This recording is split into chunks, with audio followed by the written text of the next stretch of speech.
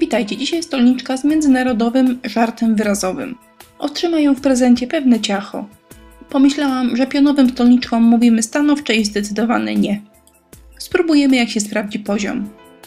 To kuchenne urządzenie wielofunkcyjne jest tanie, więc możemy sobie na nim różne rzeczy testować. Zaczęłam od pomalowania moją ulubioną bejcą rustykalną.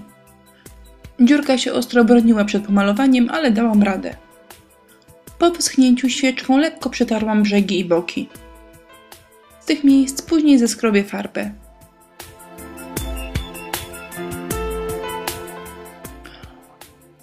Następnie pomalowałam wszystko emulsją do ścian, ale możecie użyć zwykłej farby akrylowej. Stolniczka ma być rustykalna, więc lekko złamałam tą biel drugą farbą.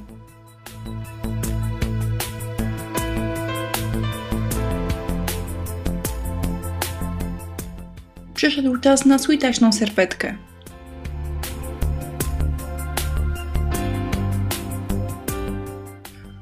Do babeczek dojdzie jeszcze napis. Serwetkę rozwarstwiam, zostawiając tylko jej górną część. Pędzelkiem z wodą namaczam niepotrzebne części tła i odrywam.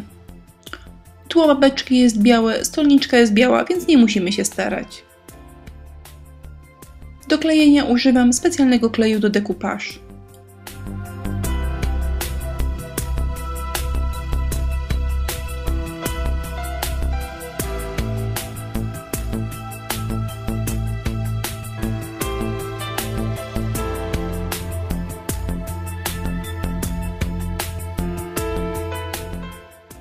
Po wyschnięciu kleju delikatnie przeszlifowuję papierem ściernym ciasteczka.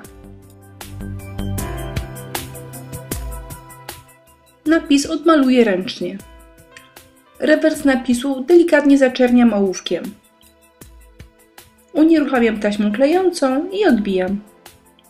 Jeżeli napis ma być idealny, warto zrobić transfer. Natomiast robiąc go ręcznie, otrzymujemy ekstremalnego handmade'a. Słodki mężczyzna odbił się całkiem wyraźnie, teraz możemy poprawić litery mazakiem bądź farbą. Za chwilę użyję patyny, ale przedtem muszę zabezpieczyć pracę lakierem akrylowym. Dzięki temu preparat nie będzie wsiąkał w deskę i będę miała trochę czasu, żeby się nim pobawić. Do jego aplikacji używam gąbeczki kosmetycznej. Dzięki powłoce lakieru, którą dałam pod patynę, jeżeli cokolwiek nam nie wyjdzie, możemy preparat jeszcze przez kilka chwil zetrzeć.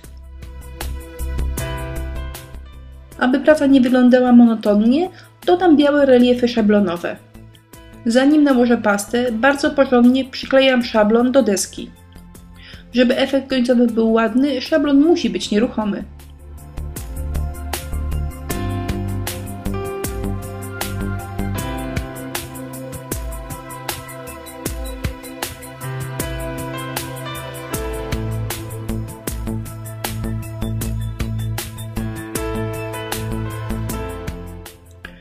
Prawa i lewa strona gotowa.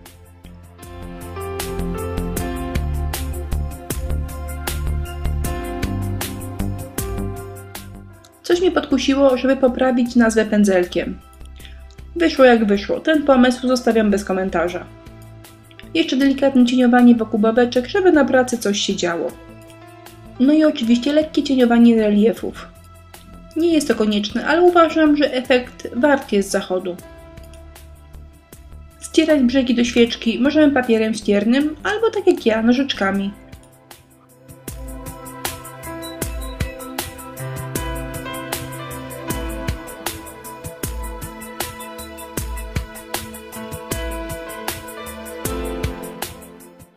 Troszkę z boku przedobrzyłam, więc domalowałam.